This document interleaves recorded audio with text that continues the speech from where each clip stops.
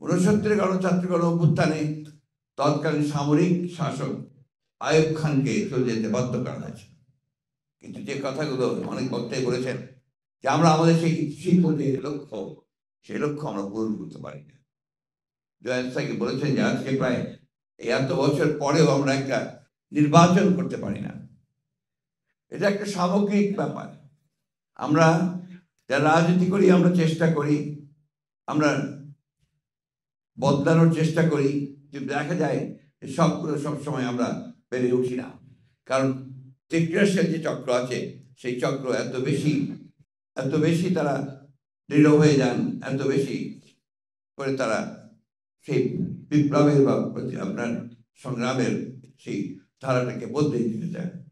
আজকে অনেক কথা উঠছে বিভিন্নভাবে, এবং সেই কথাগুলো এমনভাবে বলা হচ্ছে যাতে করে তর্ক, অনেক নতুন নতুন তর্ক সৃষ্টি করা হচ্ছে। আমরা সোজা কথায় যেটা বুঝি, সাধারণ মানুষ যেটা বোঝেন, যে পরিবর্তনের পরে তারা গণতান্ত্রিক রাষ্ট্র চান। সেই গণতান্ত্রিক রাষ্ট্রে তারা তাদের অধিকার থেকে ফিরে যান। তারা যেন তাদের মোটা ভাত মোটা কাপড় পরে থাকতে পারেন। সাধারণ মানুষ তারা যেন ভোটের অধিকারটা পান, তারা কথা বলার অধিকার পান, এবং তাদের সন্তানেরা যেন লেখাপড়া শিখতে পারে। তারা যেন একটা সুন্দর একটা সমাজে, যে সমাজে দুর্নীতি থাকবে না, যে সমাজে অন্যায় থাকবে না, যে সমাজে মানবিক মূল্যবোধ থাকবে, যে সেখানে ন্যায় বিচার থাকবে, সেই ধরনের একটি সমাজ তারা চান। কিন্তু সবসময় আমরা সেটা পাই না। যেটা কথা আমি আগেও বলেছি, আমাদের সামনে যে বিষয়গুলো এসে এখন দাঁড়িয়েছে, একটা কথা আমি সবসময় বলি, যে কথা বললে আমার অনেক সমালোচনা হয়। আমি বলি যে নির্বাচনটা দ্রুত হওয়া দরকার। কেন বলি এই কথাটা আমি অনেকবার বলার চেষ্টা করেছি।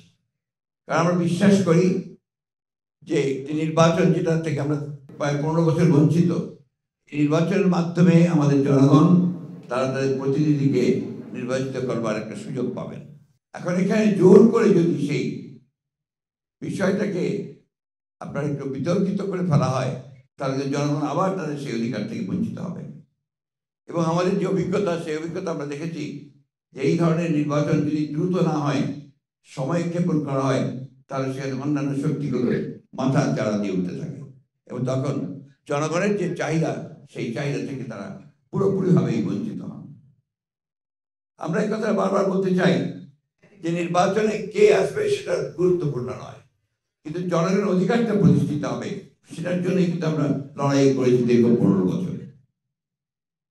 আমি সেই কারণেই বলেছি যে এই সময়টা আমাদের দরকার। সত্যিকার অর্থেই আমরা বর্তমান যে অন্তর্বর্তীকালীন সরকার আছে, সেই সরকারের কাছে আমাদের প্রত্যাশা অনেক। স্বাভাবিকভাবেই একটা ছাত্র গণ অভ্যুত্থানের পরে আমরা জনগণের প্রত্যাশা অনেক বেড়েছে। কিন্তু দুর্ভাগ্যজনক হলেও সত্য যে এখন পর্যন্ত সমাজের যে অবস্থা দাঁড়িয়েছে, সেই অবস্থায় কিন্তু আমরা সেই ধরনের একটা ব্যবস্থা দেখে এখনো নিশ্চিত হতে পারছি না যে আমরা আমাদের সেই প্রত্যাশাগুলো পূরণ হবে।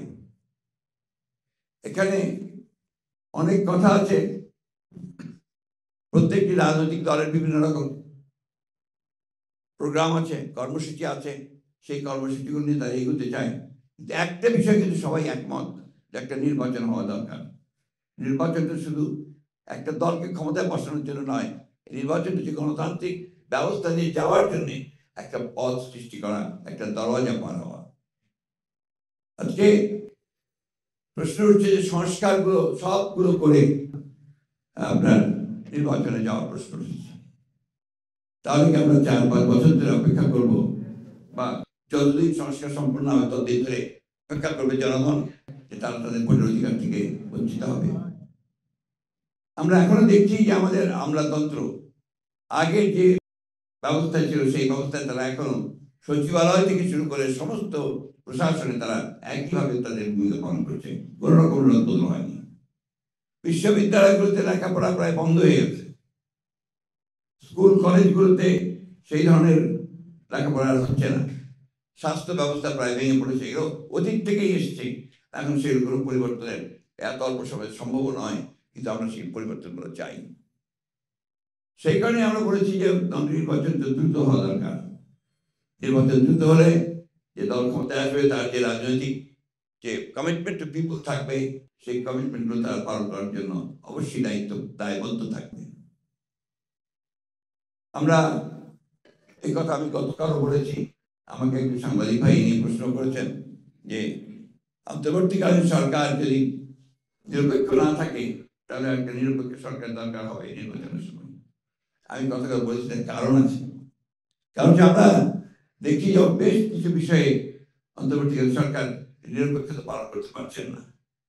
আমি তাই অনুরোধ করব, আমি প্রত্যাশা করব যে আমরা আশা করি যে অন্তর্বর্তীকালীন সরকার তারা সেই নিরপেক্ষতা পালন করবেন এবং দেশে যে সংকট আছে সেই সংকট থেকে দেশকে মুক্ত করবার জন্য তারা কাজ করবেন।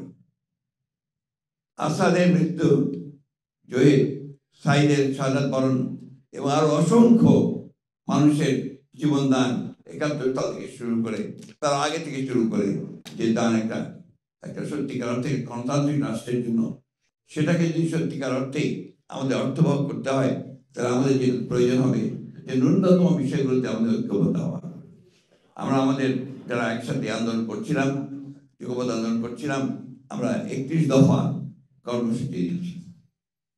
এখন যদি কোনো পরিবর্তন করতে হয় বা পরিবর্তন করতে হয় সেটাও সামনে আসতে পারে, ওটাকে সামনে রেখে কিন্তু আমরা এগোতে পারি। যে আমি মনে করি যে আমাদের এই ন্যূনতম যে সংস্কার রয়েছে নির্বাচন কেন্দ্রিক, সেই সংস্কারগুলো করেই আমাদের অতি দ্রুত নির্বাচনের পথে যাওয়া উচিত এবং নির্বাচনের মধ্য দিয়ে যে সরকার বেরিয়ে আসবে তাদের দায়িত্ব হবে এখানে আপনার পুরোপুরিভাবে সেই সংস্কার যে কমিটমেন্ট আমাদের আছে, একত্রিত কমিটমেন্ট, সেই কমিটমেন্টকে বাস্তবায়িত করা, জনগণের প্রত্যাশাকে পূরণ করা। আমি বক্তব্য দীর্ঘ করবো না, আমি বলছি আমি অসুস্থ। আমি শুধু এই কথাই বলতে চাই, আমরা বৃথা যেতে দিতে পারি না, জুয়েলের রক্তকে আমরা বৃথা যেতে পারি না, সাইদের রক্তকে বৃথা যেতে পারি।